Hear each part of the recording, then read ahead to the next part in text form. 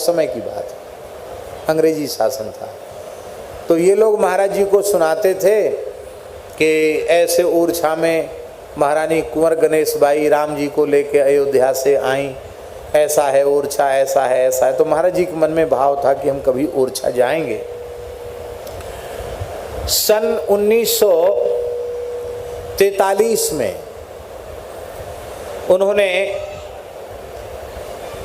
काशी में शास्त्री तक का अध्ययन पूर्ण कर लिया था महाराज जी ने 1943 में। उसके बाद महाराज जी को वैराग्य जगा तो वहां से वो सब कुछ त्याग कर विंध्याचल आ गए।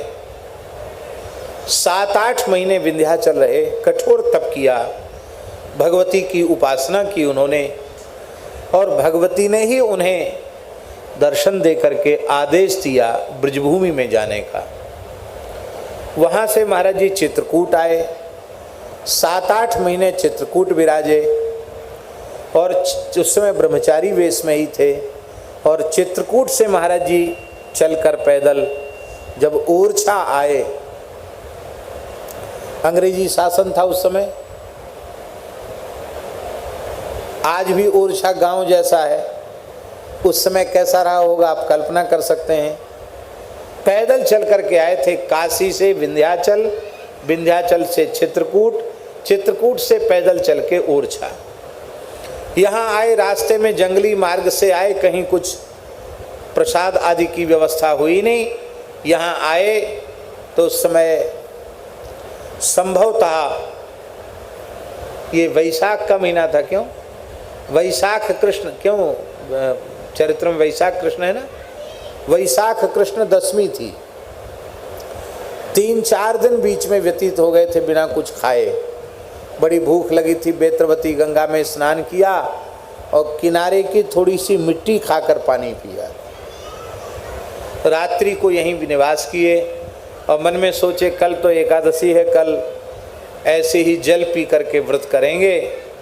अच्छा है ओरछा में आ गए, शाम को पहुँचे थे यहाँ। राम राजा सरकार को सहन नहीं हुआ और राम राजा सरकार एक ब्राह्मण के वेश में पूज्य गुरुदेव के समक्ष आए और बोले, ब्रह्मचारी जी आप लगता है 3-4 दिन से आपने कुछ खाया नहीं है, आज एकादशी है, आप हमारे घर में फलाहार कर लीजिए। तो महाराज जी ने मन में सोचे चलो हम तो जल पी के सोचते थे, अब कई दिन हो भी गए हैं, अपने आप भगवान ने व्यवस्था की है तो कोई बात नहीं। तो उनके घर महाराज जी चले गए, प्रेम से फलाहार किया।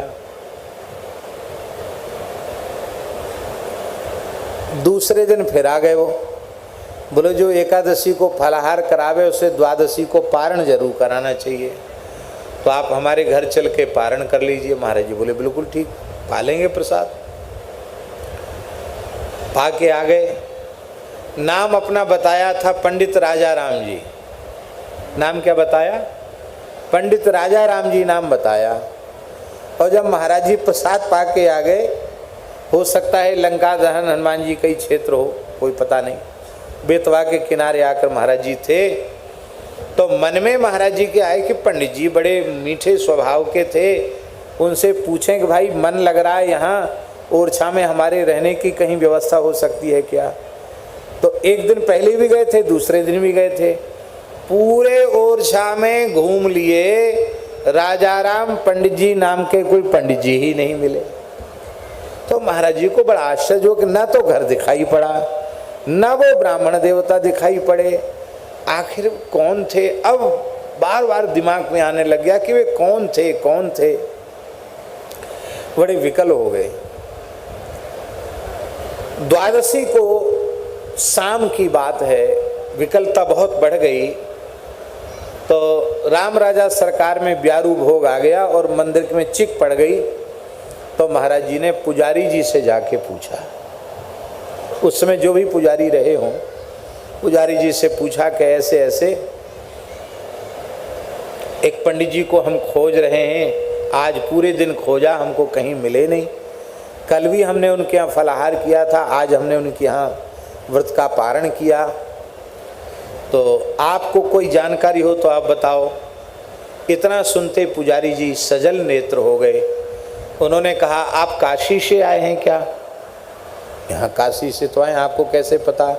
बोले, आज दोपहर में ही भगवान को शयन कराने के बाद हम थोड़ी देर विश्राम में गए तो हमको स्वप्न में राजा सरकार ने कहा कि काशी से ब्रह्मचारी जी आए हैं, उनको हमने एकादशी का फलाहार करवा दिया है, द्वादशी को प्रसाद पवा दिया है। अब वो तुम्हारे पास पूछने आवे तो उनको मंदिर में ही व्यवस्था कर देना। तो वो राजाराम पंडित जी और कोई दूसरे नहीं थे, ओरछा राम राजा सरकार ने ही प्रत्यक्ष छद्म वेश में आपका 2 दिन आतिथ्य किया है। अब आप यहीं विराजो मंदिर में। तो 8 महीने महाराज जी राम राजा सरकार में रहे। बोले, हम बिना सेवा के नहीं रह सकते, हम खाएंगे तभी जब कुछ सेवा करेंगे। तो पुजारी जी ने कहा, क्या सेवा करोगे? ब्राह्मण घर का शरीर है, आप रसोई बनाना जानते हो। महाराज जी को रसोई बनाने में शुरू से ही बढ़िया रहा। तो महाराज जी ने राम राजा सरकार का 8 महीने भंडार बनाया है। कितना? रसोई में महाराज जी सेवा करते थे और ठाकुर जी को भोग लग जाता, उसके बाद महाराज जी अपने एकांत में जंगल में कहीं बैठ के भजन करते। तो ओरछा से उनका बहुत गहरा संबंध जुड़ा था।